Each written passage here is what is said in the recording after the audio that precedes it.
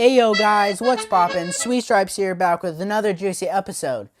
Last video I said that I would deliver you guys with another nice episode in the next one, and here I am, ready to give you guys a nice juicy video about the update which Clash Royale dropped about 5 days ago-ish. So here I am, a little bit late, but nonetheless ready to give you guys a concise and very fact-filled educational video. So recently they have made a lot of new things into the update that basically no one knew that it was even coming until it was right in their faces and the update dropped. So there's 3 new cards. One card is not going to be released until like 20 days from now. It's called the Royal Ghost, but I'll tell you guys about that later. So first up, we have the level 4 Hunter. He is a epic. He's a troop, 4 elixir, and he does close range. At close range, he does even more damage than he does at farther range, and I'll show you guys a few clips of him doing this, just so you guys can see for yourself what makes him so good. Actually, he's pretty good at taking down the giant. He almost completely counters him.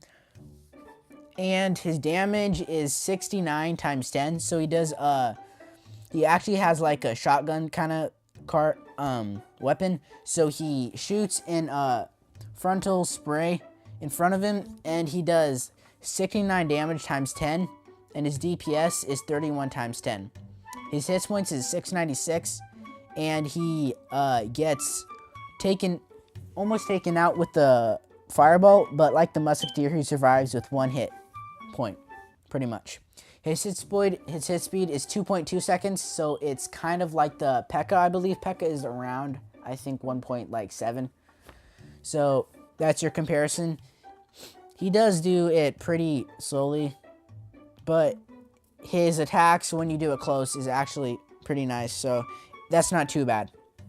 He targets air and ground, so he's definitely going to be really good against balloons, just to wipe them out before their opponent can even have the time to launch fireball plus arrows or fireball plus zap. His range is 5, so it's the range of a wizard.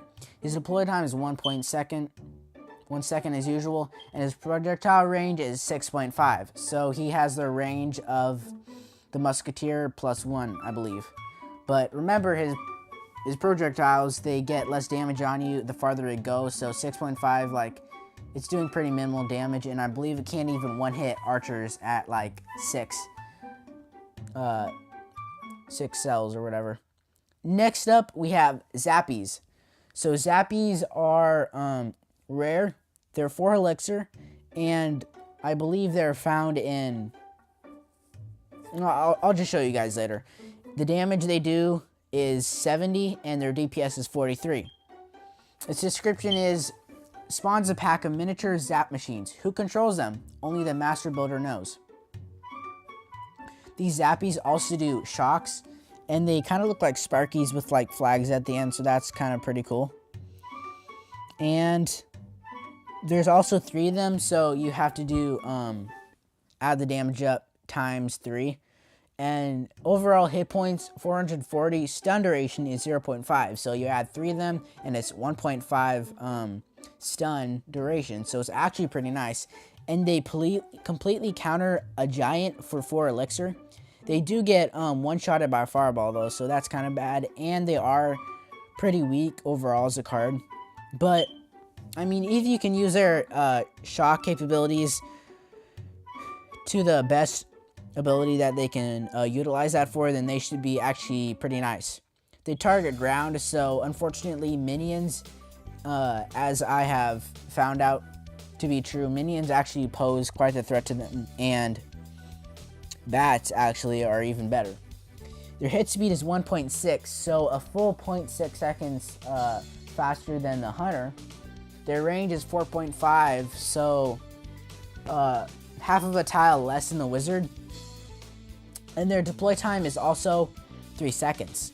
Hunter is 4 elixir, and Zappies are 4 elixir, so they're pretty even on that front. Next up, guys, we have the wonderful Royal Giant.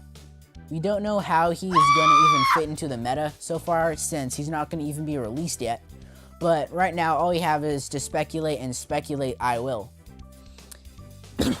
My viewpoint on him is that I don't really think we should have ever even put in an invisible troop, because, I mean, you are going to kind of gauge how fast he goes once you know how fast he goes, but you're never going to even see him coming until he hits your tower at least once, and then at that point you're going to know when he is going to, when he's already done damage, that he's actually attacking you right now. So it's very hard to probably anticipate the Royal Giant when he's dropped to the bridge. But I anticipate that spawners will be actually reasonably competent at defending against it again. So if I haven't already told you guys, he's a legendary, 3 elixir, and he drifts invisibly through the arena until he's startled by an enemy. Then he attacks, then he's invisible again. His area damage is 230, so he actually has area damage, so he's going to be good against like Skarmy and stuff like that. He targets ground. He is fast, so like the Dark Goblin. His deploy time is 1 second. His hit speed is 1.7.